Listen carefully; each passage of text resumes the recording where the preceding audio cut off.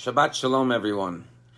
I read this morning that Prime Minister Benjamin Netanyahu announced that it's very possible that Israel will be the first country to come out of the coronavirus. Thank God they're vaccinating approximately 60 to 70,000 people a day in Israel, and they hope that it will increase to 100,000 very soon. Now, a question was posed by the health minister of Israel, Yuli Edelstein, who's an Orthodox Jew, to Rabbi Lau, the chief rabbi of Israel. And the question is, are they allowed to vaccinate people on Shabbat? Because after all, you're allowed to do things for pikuach nefesh, to save lives. And since these vaccinations will save lives, can it be administered on Shabbat? And I'll tell you what Rabbi Lau responded. But first, in this week's Torah portion, we've been dealing with masks. And in this week's Parsha, we have the unmasking of Joseph. Joseph accuses Benjamin of stealing the royal goblet, and he brings the brothers back to Egypt, and he says Benjamin has to remain a slave to Pharaoh because he stole the royal goblet.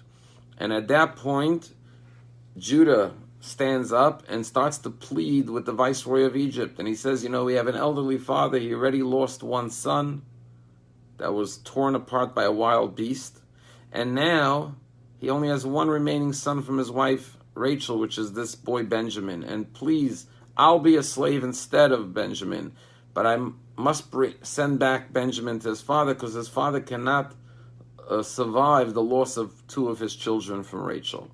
And at this point, the Torah says, "V'lo yachol Yosef lehisapek." Yosef couldn't contain his emotions anymore, and he broke down and he said, "I am Joseph. Is my father still alive?" And it says that the brothers were shocked and also horrified and ashamed from Joseph, and they started to back away. And then Joseph called them close and comforted them and said, "Don't worry, Hashem sent me here on a mission to save the land from famine." And the rabbis say, look at the power of rebuke. Joseph didn't rebuke the brothers. All he said was, "I am Joseph, is my father still alive?" And these words made the brothers feel so embarrassed. Why? Because here they were pleading and saying, "We have an elderly father. He can't survive the loss of Benjamin. Please have mercy on our elderly father and send home Benjamin to his father." And Joseph says, "I am Joseph. Is my father still alive?" Implying, where was your mercy for your elderly father when you took me and threw me into a pit and sold me into slavery? I am Joseph, so is my father still alive? How did my father survive the grief of the sadness of mourning for his son for 22 years? And when the brothers realize the hypocrisy of their own words, that here they're pleading for Benjamin on behalf of their elderly father, but yet they threw Joseph into a pit and didn't care about the elderly father, they were so embarrassed because their own actions stood as a rebuke to what they were saying right now. And this is true in life. Very often we're inconsistent. We say one thing to one person, but instead of holding up a mirror to ourselves and saying, do we live by those words? Do we live by those expectations of others? Are we consistent in our own lives?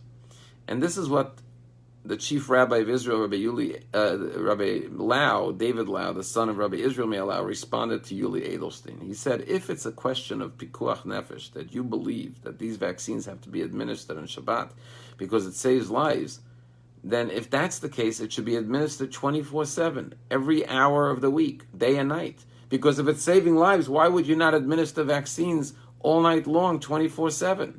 If you do it 24/7 and you show that it's truly a question of pikuach nefesh, of saving lives, then you can do it on Shabbat.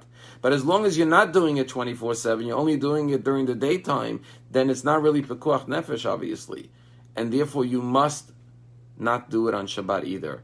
And Yuli Edelstein said to the chief rabbi, you're right. And he instructed his office to start administering the vaccine in Israel 24/7, which will hopefully within the next few weeks eliminate the entire coronavirus from Israel. And I hope in all countries, including the United States, we will do the same. Never stop administering the vaccine 24/7. And this is the lesson of the story of Joseph and the brothers. I read a report that, COVID shut down many industries. But there are other industries that are booming and spiking during the coronavirus. And one of the industries that is booming and spiking is plastic surgery. There's never been such a demand since the plastic surgery industry outpatient operations were allowed in May, there's been a 90% increase. And the question is why? And one obvious answer is because people are home anyways, they're not going to work, and when they go out in public, they're wearing masks. So it's a good time to get that plastic surgery that you wanted done. Another reason given is that people are spending more time on Zoom than ever before. So they're looking at their reflection constantly on Zoom, and they're looking at their faces and saying, I don't like this, I don't like that, I want to change this, I want to change that. And that's what's causing the spike in plastic surgery. But what this should make us all realize is as follows. In Hebrew, the word for face is panim. Panim is plural. There is no word in Hebrew for singular face. There's only faces, panim. And the reason is because no one has one face. Everyone has two faces. We all put out a nicer face for the public. We want to look our very best in the eyes of others. However, the Hebrew word panim reminds us that we have to make sure that not just that our outer appearance looks beautiful, but our inner true self is as beautiful. That the side of us that only we could see or God could see is as important, if not more important, than the side of us that everyone else can see. And that's what Joseph was showing the brothers, and why the brothers were so embarrassed, because they realized that the face they were purporting to Joseph, saying, have mercy on our elderly father, wasn't the inner face that they displayed.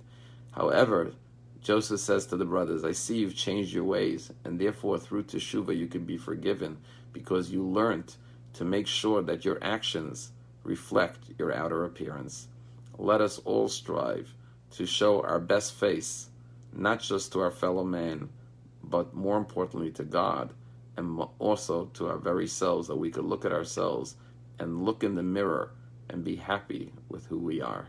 Shabbat Shalom.